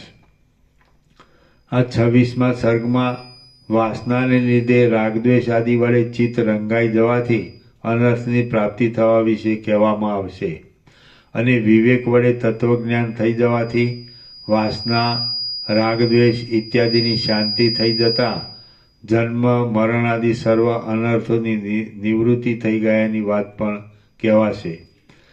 વશિષ્ઠ બોલ્યા, જીવ કે જે આ સંસાર માર્ગરૂપ મહાવિકટ અરણ્યમાં ભટક્યા કરે છે તેને જેમ વર્ષા ઋતુમાં અનેક કીડાઓ પેદા થાય તેમ પ્રથમ ઘણીવાર અનુભવમાં આવી ગયેલ ક્ષુધા, તૃષા, જરા, મરણ, ભય આદિ લાખો વૃત્તાંતો પાછા વારંવાર પ્રાપ્ત થતા રહે છે. જેમ જંગલમાં જુદે જુદે ઠેકાણે રહેલા પથરા એકબીજા સાથે કશો સંબંધ રાખતા નથી, તેમ આ સર્વ પદાર્થો એકબીજા સાથે કશો પણ સંબંધ ધરાવતા નથી. માત્ર વાસના જ તેમનો એકબીજામાં પરસ્પર સંબંધ કરાવવામાં સાંકળરૂપ છે. એ વાસનાનું મૂળ ચિત્ત છે. વસંત ઋતુમાં વન જેમ પૃથ્વીમાં રહેલા રસ વડે રંગાઈ દઈ પોષાય તેમ તે ચિત્ત રાગદ્વેષ આદિ રસ વડે રંગાઈ દઈ પોષાય છે. એટલું જ નહીં, પણ એ ચિત્ત વિવેકની વાતમાં સાવ અંધ જ બની જાય છે. જંગલ જેમ અનેક વૃક્ષો વડે ઘેરાયેલું હોય છે તેમ એ ચિત્ત પણ અનાદિકાળથી અનુભવમાં આવ્યા કરતા અનેક વૃત્તાંતો વડે ભરપૂર થઈ રહે છે. અહો, આશ્ચર્ય છે કે વાસનાને લીધે પરવશ બની ગયેલા પ્રાણીઓ વારંવાર પ્રાપ્ત થયા કરતા જન્મોમાં અનેક સુખ દુઃખોનો અનુભવ કરતા જ રહે છે. અહો, વાસના સાવ ભૂંડી છે. તેને લીધે મનુષ્યો સાવ મિથ્યા છતાં માત્ર અજ્ઞાનના બળથી દ્રષ્ટા, દર્શન અને દ્રશ્ય એ ત્રિપુટી રૂપે થઈ રહેલા પદાર્થો વડે પોતાની અંદર આ સંસારરૂપી ભ્રાંતિને અનુભવે છે. આનંદ વડે પરિપૂર્ણ અમૃતને એટલે મોક્ષને ધારણ કરી રહેલા શુદ્ધ જગતમાં પ્રકાશ કરનાર અને સર્વ પદાર્થોના સંબંધમાં શીતળતાવાળા વિવેકી પુરુષમાં અને આનંદ વડે પરિપૂર્ણ અમૃતને ધારણ કરી રહેલ શુદ્ધ જગતમાં પ્રકાશ કરનાર અને સર્વ પદાર્થોના સંબંધમાં શીતળતાવાળા ચંદ્રમામાં શો ફરક છે? આગળ પાછળ કશો પણ વિચાર કર્યા વિના જ ગમે તે જે કાંઈ સારી માઠી વસ્તુ હોય તેની ઈચ્છા કરનાર અને મર્યાદાથી પણ રહિત થઈ ગયેલા મૂળ પુરુષમાં અને તેવા સ્વભાવવાળા બાળકમાં શો ફેર છે? પોતાને પ્રાપ્ત થયેલ વિષય ભલે શુભ હોય કે અશુભ હોય પણ તેને પ્રાણ જતા સુધી પણ નહીં છોડનાર મૂળ પુરુષમાં અને માછલાને વીંધવાના કાંટામાં ભરાવી રાખેલ શુભ અશુભ માંસના ટુકડાને પોતાના પ્રાણ જતા સુધી પણ નહીં છોડનાર મગરમચ્છ, માછલા આદિ જળજંતુઓમાં શું તફાવત છે એ તમે જ કહો. શરીર, સ્ત્રી, ધન વગેરે આ સર્વ પદાર્થો સૂકી રેતી વડે બનાવેલા કોડિયાની પેઠે ક્ષણવારમાં જ નાશ પામી જનારા છે. બ્રહ્માથી માંડી ઠેઠ તણખલા સુધીની સેંકડો યોનિઓમાં આ આખા કલ્પ સુધી તમે ભમ્યા કરશો તો પણ મનના નિરોધ વડે જ્ઞાન પ્રાપ્ત થયા વિના તમારા ચિત્તને કદી પણ શાંતિ મળવાની નથી.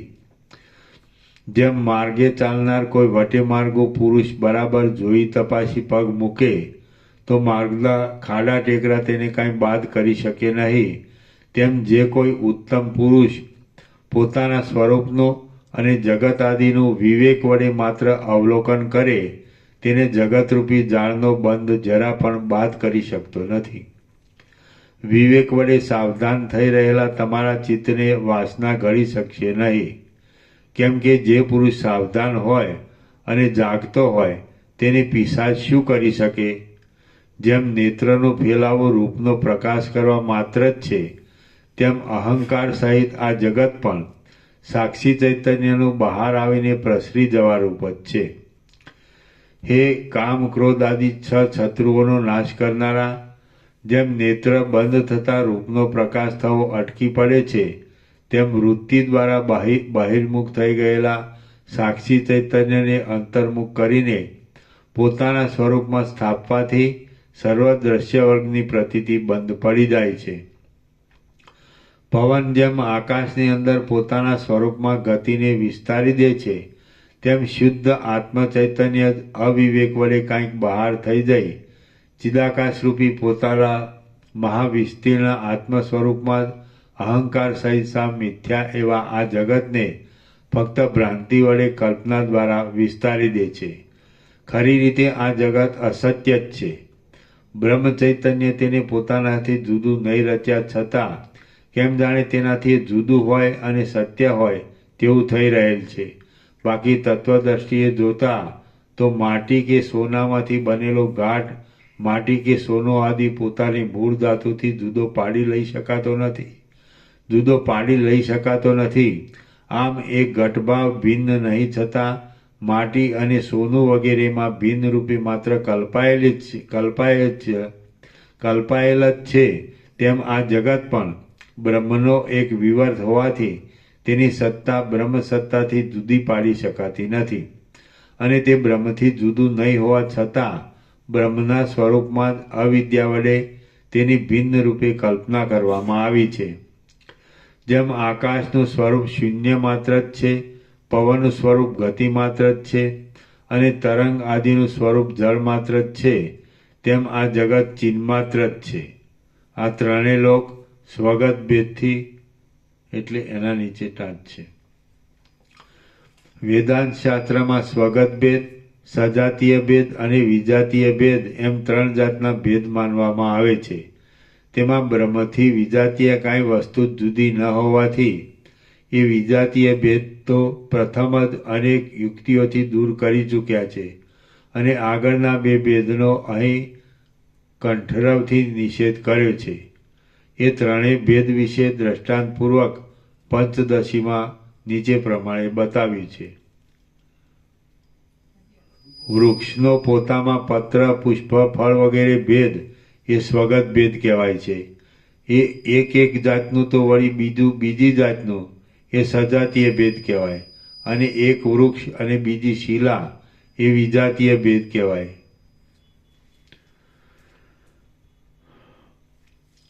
આ ત્રણેય લોક સ્વગત ભેદથી અને સજાતીય ભેદથી રહિત કેવળ શુદ્ધ બ્રહ્મરૂપ જ છે, અને શાંત ચિદાકાશ જ તેનું ખરું સ્વરૂપ છે એમ તમે સમજો. બાકી એ પરમાત્માના વિશાળ સ્વરૂપમાં માત્ર ભ્રાંતિ વડે જ આ ત્રણેય લોક જળમાં પ્રતિબિંબ રૂપે દેખાતા પર્વતની પેઠે દેખાય છે. પરમપદને પ્રાપ્ત થઈ ગયેલા શાંત જીવનમુક્ત પુરુષને અંદર એવી તો શીતળતા પ્રાપ્ત થાય છે કે તેની પાસે અમૃતમય અતિ શીતળ ચંદ્રમાં પણ ધગધગતા અગ્નિના અંગારા જેવો લાગે છે. જગત અત્યંત શાંત અને સર્વવ્યાપી પરમાત્મા રૂપ જ છે, તેમજ પોતાના અધ્યસ્થ સ્વરૂપથી શૂન્ય છે. તો પછી તેમાં એક પરમાત્માના મર્યાદા રહિત પ્રકાશ વિના વળી બીજો સૂર્ય ચંદ્ર તારા આદિનો પ્રકાશ શી રીતે ઘટી શકે? કયા સાધનોથી ઉત્પન્ન થાય? અને વળી તેનું બીજું જુદું સ્વરૂપ પણ કેવું હોય? જે સત્તા બ્રહ્મ શબ્દ વડે કહેવામાં આવે છે તે જ સર્વ પદાર્થ માત્રનું પોતાનું વાસ્તવ સ્વરૂપ છે, અને તેનો કોઈ પણ પ્રકારે કશો પણ બાદ થઈ શકતો નથી. આ સર્વ તે અબાધ્ય બ્રહ્મ સત્તારૂપ જ છે, જેની અંદર બાધનો અનુભવ થાય છે. એવા જે કાંઈ આ નામરૂપ જોવામાં આવે છે તેમનો બાધ અને વધવું, ઘટવું, નાશ થવો વગેરે વિકારોનો સારી રીતે વિચાર કર્યા છતાં પણ ને નામરૂપો અમારા જાણવામાં આવતા નથી. તે નામરૂપો અમારા જાણવામાં આવતા નથી, કેમ કે તે આકાશના ફૂલની જેમ મિથ્યા જ છે. તમે મનનો બાદ કરી દઈ આત્મ સ્વરૂપને ઓળખી લઈ મહાશિલાની પેટે સ્થિર અને શાંત થઈ રહો. મનનો બાદ થઈ જાય છે એટલે નામરૂપના આકારે થઈ રહેલા સર્વ વિકલ્પો તેમજ એ નામરૂપના પ્રમાણરૂપે અનુભવ કરાવનાર ચક્ષુ આદિ ઇન્દ્રિય એ સર્વનો પણ અભાવ થઈ જાય છે. પરંતુ સાક્ષી ચૈતન્યનો તો કદી પણ અભાવ હોઈ શકતો નથી, કેમ કે તે તો જન્મ આદિ વિકારોથી રહિત અબાધ્ય બ્રહ્મરૂપ જ છે. હે અંગ, મનનો બાદ કરી દઈને આકાશના જેવા નિર્વિકાર, અસંગ અને અનંત આત્મ સ્વરૂપમાં સ્થિતિ રાખી રહેલા વિવેકી પુરુષને નામરૂપ દેખાતા જ નથી, કેમ કે નામરૂપ તો સ્વરૂપ સ્થિતિમાં પોતાનો દ્રઢ અભ્યાસ ન હોવાને લીધે જ સ્વપ્નમાં જણાતા અનેક વિકારોની પેઠે અનુભવમાં આવે છે. હિરણ્યગર્ભનું મન આ જગતને નિર્માણ કરનારું છે. તેણે સાધન સામગ્રી વિના વગર બિનતે આશ્રય વિના જ આ જગતરૂપી ચિત્ર પોતાના સંકલ્પ માત્રથી બનાવી દીધેલું છે. માટે એ માનસિક કાર્યમાં સ્વપ્ન આદિની પેઠે મનથી જુદો બીજો કોઈ કરતા પણ નથી, તેમ એ મનથી જુદું બીજું કંઈ કાર્ય પણ નથી. સર્વ મનોમય જ છે, અને તે જ્યાં જ્યાં જેવો જેવો વિસ્તાર કરે છે ત્યાં ત્યાં તે વસ્તુને આકારે પોતે જ થઈ રહે છે. એ રીતે દ્રશ્યનો અભાવ હોવાથી જે કાંઈ દ્રશ્યરૂપે જોવામાં આવે છે તે સાવ અસત્ય જ છે. તેને લીધે કોણ કરતા છે, શું કાર્ય છે અને શું તેનું અધિષ્ઠાન છે? કાંઈ નથી, સર્વ મનનો વિલાસ માત્ર છે. હું સુખી છું એમ મન વડે માનવામાં આવે તો સુખીપણું છે, અને હું દુઃખી છું એમ મન વડે મનાય તો દુઃખીપણું છે. એમ સુખ અને દુઃખ તથા તેના સાધનરૂપ દેહ, સ્ત્રી, પુત્ર, ધન આદિ પાર્થિવ વિષયો એ સર્વ મનોમય છે, અને તેને લીધે જ એ સર્વ જ્ઞાન થતાં શૂન્યરૂપ અથવા આત્મારૂપ જ જણાય છે. જેમ સ્વપ્નમાં અનુભવમાં આવતા પર્વતો સાક્ષી ચૈતન્યનો જ એક તરેનો વિવર્ત હોવાથી ચિદાકાશ રૂપ છે, છતાં તેઓ પાર્થિવ એટલે પૃથ્વીનો આકાર કહી શકાય છે. તેમ દેહ, ધન, સ્ત્રી, પુત્ર આદિ સર્વ પદાર્થો એક જાતનો ચેતનનો જ વિવર્ત હોવાથી ચિદાકાશ રૂપ જ છે, છતાં પણ તેઓ પાર્થિવ રૂપે થઈ રહેલ દેખાય છે. અહંકાર પ્રકટ થાય છે એટલે ઉત્પન્ન થવું વધવું, ઘટવું, નાશ થવો ઇત્યાદિ ભાવ વિકારોને ભ્રાંતિ વડે ધારણ કરી રહેલી જગતના સર્વ પદાર્થોની સત્તા ખડી થઈ જાય છે. પછી વિવેક વડે અહંકારનો અભાવ અનુભવવામાં આવે છે.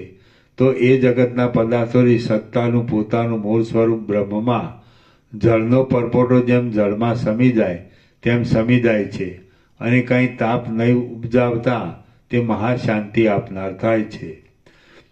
જેમ કડાના નામ અને રૂપ એ બંને સુવર્ણથી જુદા નથી, તેમ તમે જે શાંત આત્મારૂપ છો તેનાથી અસત્ય અહંકાર પણ જુદો નથી. મુક્ત થઈ ગયેલો, સર્વ સંકલ્પ વિકલ્પોના મૂળરૂપ મનથી રહિત, મૌનને નિસંકલ્પ દશાને ધારણ કરી રહેલો, કર્મો કર્યા છતાં પણ કર્તાપણાના અભિમાનથી રહિત હોવાને લીધે અકર્તા અને અંદર શીતળતાવાળો વિવેકી પુરુષ શૂન્ય જેવો હોવા છતાં પોતાના સ્વરૂપના આનંદ વડે પરિપૂર્ણ રહી શાંત થઈ રહે છે.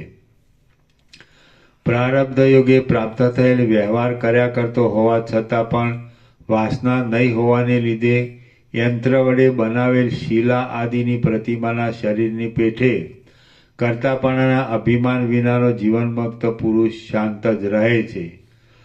જેમ હિંચકતા પારણામાં સૂઈ રહેલા બાળકના અવયવો પોતાના દેહના ધ્યાન વિના વખતે આડાઅવળા થઈ જાય છે અથવા કોઈ વખત એમને એમ જ નિષ્ક્રિય પડ્યા રહે છે, તેમ પોતાના આત્મ સ્વરૂપને ઓળખી ગયેલા જીવનમુક્ત પુરુષના અવયવો પણ પોતાના દેહાદિના સંયોગ વિના વખતે પ્રારબ્ધને અનુસરી ક્રિયા કર્યા કરે છે અથવા વખતે એમ જ નિષ્ક્રિય પણ થઈ રહે છે. ચિત્તવૃત્તિના બહિર્મુખપણાથી રહિત થઈ જઈ પોતાના આત્મ સ્વરૂપમાં જ અખંડ એકાકાર થઈ રહેલો અને આશાથી, સ્નેહથી, મનોરથોથી તથા ઈચ્છાથી રહિત થયેલો વિવેકી પુરુષ પોતે શાંત અને અનંત આત્મા સાથે અખંડાકાર વૃત્તિ વડે એકરૂપ જ થઈ રહેલો હોવાથી તેને દેહાદિકનું અનુસંધાન ક્યાંથી જ હોય. દ્રષ્ટા, દર્શન અને દ્રશ્ય એ ત્રિપુટીનો બાદ કરી દઈ કેવળ પોતાના નિરાકાર સ્વરૂપમાં સ્થિતિ રાખનારા જ્ઞાન દ્રષ્ટિ વડે યથાર્થ આત્મ સ્વરૂપને જાણી રહેલા અને નિષ્પૃહ એવા વિવેકી પુરુષને દેહાદિકનું અનુસંધાન ક્યાંથી થાય? દરેક પદાર્થની ઈચ્છા થવી એ જ દ્રઢ બંધ છે અને તેમાં સર્વથા વૈરાગ્ય થવો એ જ મુક્તપણું છે. તો પછી પૂર્ણકામતારૂપી વૈરાગ્ય દશામાં વિશ્રાંતિ પામેલા તત્વજ્ઞ પુરુષને કોની અપેક્ષા રહે? આ પાર્થિવ શરીર પોતાના સ્વપ્નમાં દેખાતા શરીરની પેઠે સાવ મિથ્યા અને ભ્રાંતિ માત્ર જ છે. તો પછી શા માટે ઈચ્છા ઉત્પન્ન થાય? શી ઈચ્છા થાય? કોને થાય? અને તે શા માટે પેદા થાય? માટે આત્મજ્ઞાન વડે શોભતો જ્ઞાની પુરુષ સર્વ ઈચ્છાઓથી, સર્વ કૌતુકોથી અને સર્વ પીડાઓથી રહિત થઈ જઈ ફક્ત પોતાના આત્માનંદમાં સ્થિર થઈ રહે છે. ઉપર પ્રમાણે મારા વચનોનું શ્રવણ કરી એ મંકી ઋષિએ સર્પ જેમ કાચડીને છોડી દે તેમ એ જ જગ્યાએ પોતાના મહાપ્રબળ મોહને પણ જડમૂળથી ત્યજી દીધો. એ મંકી ઋષિએ વાસનાથી રહિત થઈ જઈ આવી પડેલા કાર્યો કરતા રહી છેવટે સેંકડો વર્ષને અંતે પર્વતમાં સમાધિ વડે સ્થિતિ કરી અને તે આજ દિવસ સુધી પથરાની પેઠે સમાધિ વડે અચળ થઈ રહ્યો છે. સર્વ ઇન્દ્રિયોને પ્રત્યાહાર વડે સમેટી લઈ યોગ વડે એ આત્મામાં જ શાંત છે અને કોઈ જગાડે તો જ તે સમાધિમાંથી જાગે છે. હે રામચંદ્રજી, આ મંકી ઋષિએ ગ્રહણ કરેલા માર્ગનું અવલંબન કરી જ્ઞાનનો ઉદય થતાં શુદ્ધ થઈ રહેલા ચિત્ત વડે વિવેકને પ્રાપ્ત થઈ જઈ તમે પોતાના આત્માનંદમાં રમણ કરવા માટે શાંતિને પ્રાપ્ત થાઓ. તમારી બુદ્ધિ રાગ વડે દૂષિત થઈ જઈને વિવેકની વાતમાં જળ વિનાના શરદ ઋતુના વાદળાના સમૂહની પેઠે ક્ષણ માત્રમાં ક્ષીણતાવાળી થઈ કદી પણ દીનતાને પ્રાપ્ત ન થાઓ. શ્રી યોગવાસિન મહારામાયણમાં નિર્વાણ પ્રકરણના ઉત્તરાર્ધનો નિર્વાણ સમાપ્તિ નામનો સર્ગ 26મો સમાપ્ત. ઓમ ઓમ ઓમ. આનો નંબર 1217 1217. પ્રસાદ આપો.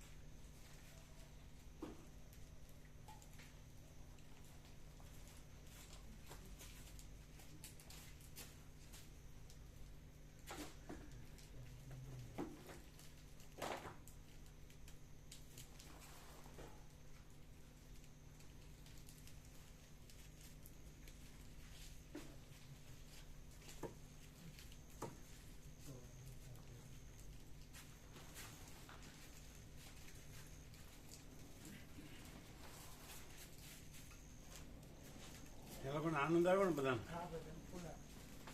એ કંટાળ્યા? ના ના શું શું કહેતા હતા? ફ્રેશ થઈ જવાય તો હે? ફ્રેશ થઈ જવાય બધા તાજગી આવી જાય. એમ?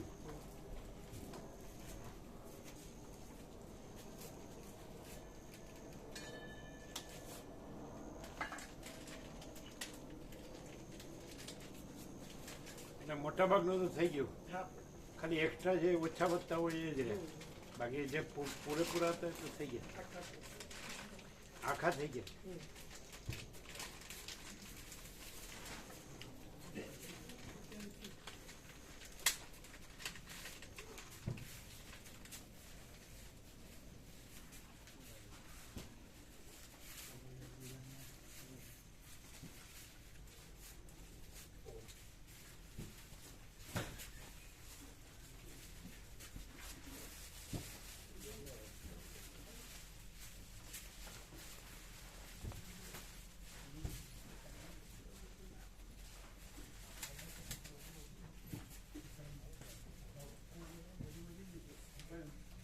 સાંજે આવ્યા નહીં તુલસી છો ને હજી?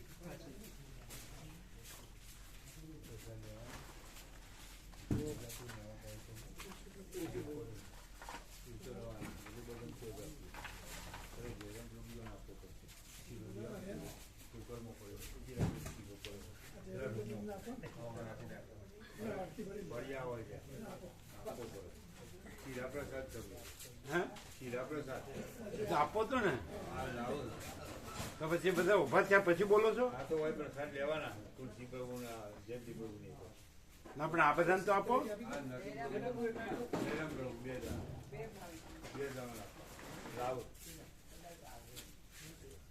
તો ઊભા થયા પછી બોલો છો.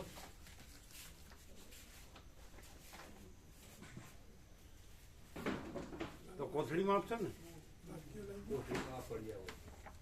પડિયામાં આપો, પડિયામાં. હા એટલે અત્યારે વપરાય છે, કોથળીમાં નહીં, પડિયામાં જ આપો. ફૂલ આપો, ફૂલ. કેટલો છે બધું? 0-0 કરજો.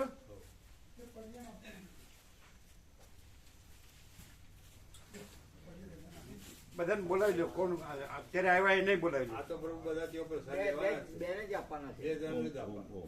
આ તો બધા ત્યાં પ્રસાદ લે ત્યાં આપી દઈએ.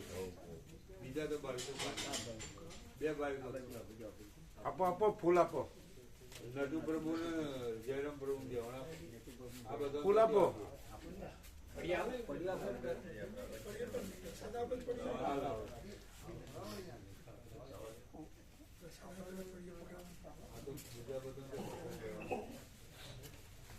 બીજા બધા તો પ્રસાદ લેવાનો.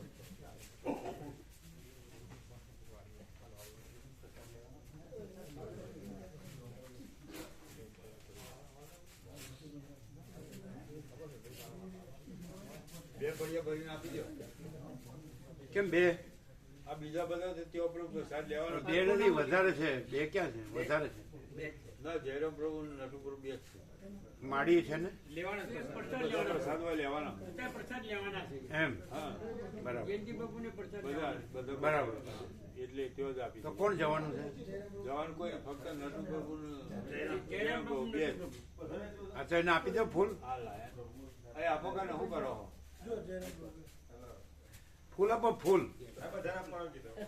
હા? આપો. કેમ કરો? અમે તો લેવાનું આપો.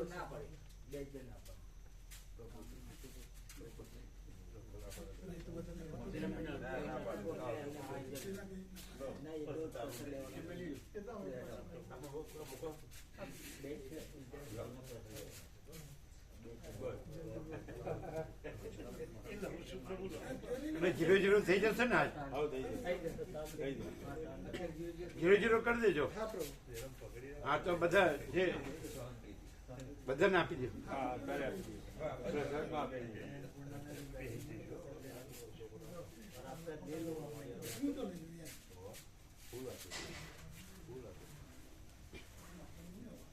ब्रह्म कृपा ही केवल आनंद सेवा करने आए उन लोग को आनंद था ना? हाँ आनंद तो कोई कंटा लगे ऐसा? नहीं नहीं ऐसा नहीं, आनंद. आनंद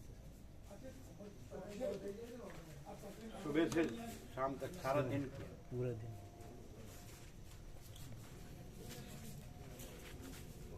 दोपहर में भी सबको प्रसाद फूल दिया था ना? फुल दिया प्रभु एकदम फुल प्रसाद एकदम વધ્યું તો તે ગોમમાં આપ્યા. એમ? બધા મગ વધ્યા હતા, થોડીક કઢી વધી હતી, શીરા પ્રસાદ વધ્યો હતો, એટલે થોડો વય રાખ્યો ને થોડો ગોમમાં લઈ ગયા હતા. એમ. હા, બધું આપી આવ્યા ગોમમાં. રમકડું લઈને જવાન પ્રભુ ને ચિરાગ પ્રભુ ને એ જતા તે આપી આવ્યા બધું. ભાત ને બધું થોડું થોડું. પણ વપરાણું ને?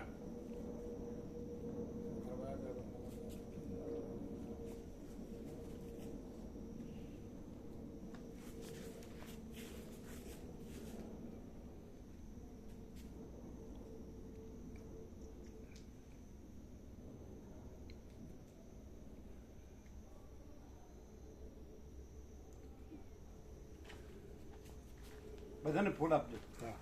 અને આ લઈ લેવાનું હો બધું. हाँ ले ले આ લઈ લેવાનું. हाँ ले ले सब ले लेंगे